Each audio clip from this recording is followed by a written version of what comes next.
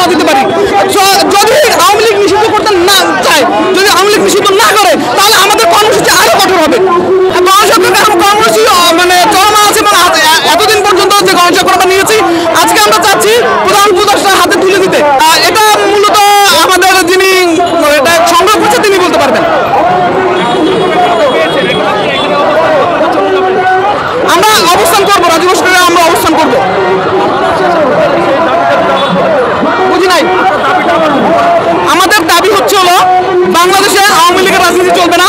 আওয়ামী লীগের সহযোগী যে সংগঠনগুলো যারা আওয়ামী লীগের রাজনৈতিক সহযোগিতা দিয়ে আসতেছে, তাদের রাজনীতি নিষিদ্ধ থাকতে হবে।